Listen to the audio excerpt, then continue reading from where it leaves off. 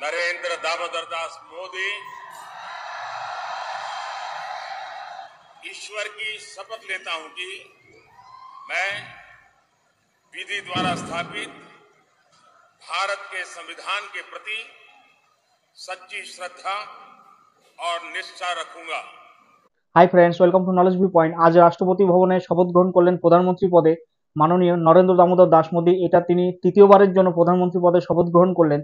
এই সঙ্গে আরো ৭১ জন মন্ত্রিত্ব পদে শপথ গ্রহণ করলেন। এই ৭১ জনের মধ্যে ৩০ জন কেন্দ্রীয় ক্যাবিনেট মিনিস্ট্রি অর্থাৎ কেন্দ্রীয় পূর্ণমন্ত্রী পদে শপথ গ্রহণ করলেন, আর ৩৬ জন রাজ্য প্রতিমন্ত্রী পদে শপথ গ্রহণ করলেন এবং ৫ জন কেন্দ্রীয় স্বাধীন প্রতিমন্ত্রী পদে শপথ গ্রহণ করলেন। এই হলো টোটাল ৭১, অর্থাৎ ৭১ জন আজ শপথ গ্রহণ করলেন নরেন্দ্র মোদীর সঙ্গে অর্থাৎ প্রধানমন্ত্রীর সঙ্গে। এখানে গুরুত্বপূর্ণ একটা বিষয় যে বিজেপির যে সর্বভারতীয় সভাপতি ছিলেন জেপি নাড্ডা অর্থাৎ জগৎ প্রকাশ নাড্ডা, তিনি মন্ত্রিত্ব নিতে চলেছেন। তিনি মন্ত্রী পদের জন্য শপথ গ্রহণ করলেন। বা গুরুত্বপূর্ণ যে ৪টি পদ, বিশেষ করে defence ministry, home ministry, foreign affairs ministry এবং ফাইন্যান্সিয়াল মিনিস্ট্রি, এগুলোর দায়িত্ব বিজেপির যে নেতৃত্ববিন্দু তাদের হাতেই থাকছে। আর জেডিইউ থেকে, টিডিপি থেকে গুরুত্বপূর্ণ মন্ত্রিত্ব পেতে চলেছে, তাদের মধ্য থেকে মন্ত্রিত্ব পদে শপথ গ্রহণ করলেন আজ।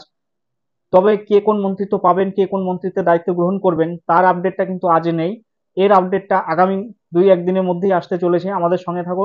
চ্যানেলে নতুন হয়ে থাকলে সাবস্ক্রাইব করে রাখো, বেল আইকন অন করে দাও যাতে আপডেটগুলো দ্রুত তোমাদের কাছে পৌঁছে যায়। ওয়েস্ট বেঙ্গল থেকে মন্ত্রিত্ব পদে শপথ গ্রহণ করলেন দুইজন মন্ত্রিত্ব পদে ওয়েস্ট বেঙ্গল থেকে শপথ গ্রহণ করলেন। এর মধ্যে একজন সুকান্ত মজুমদার আর একজন শান্তনু ঠাকুর বনগাঁর এমপি বা বনগাঁ থেকে সাংসদ হয়েছেন।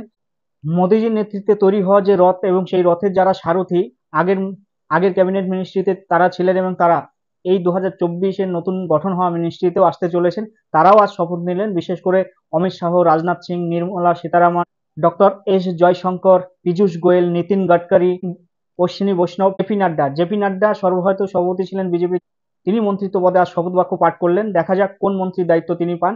তবে তোমরা অবশ্যই আপডেট থাকবে, আমাদের সঙ্গে টাচে থাকবে, কে কোন মন্ত্রিত্ব সামলাবেন। এই আপডেটগুলো দরকার এডুকেশন পারপাসের জন্য, সকলেরই দরকার। কেননা এগুলো এক্সাম রিলেটেড কোশ্চেন, এগুলো আসে যে বর্তমানের রেল মিনিস্ট্রি কে আছে বা বর্তমানের ডিফেন্স মিনিস্ট্রি কে আছে। ওকে, বিস্তারিত আপডেট আসবে আগামী ২-১ দিনের মধ্যেই। ভিডিওটা ভালো লাগলে অবশ্যই লাইক, কমেন্ট, শেয়ার করো, বন্ধুদের মধ্যে ছড়িয়ে দাও। আজকের আলোচনা এই পর্যন্ত। জয় হিন্দ, বন্দে মাতরম, ভারত মাতা কি জয়।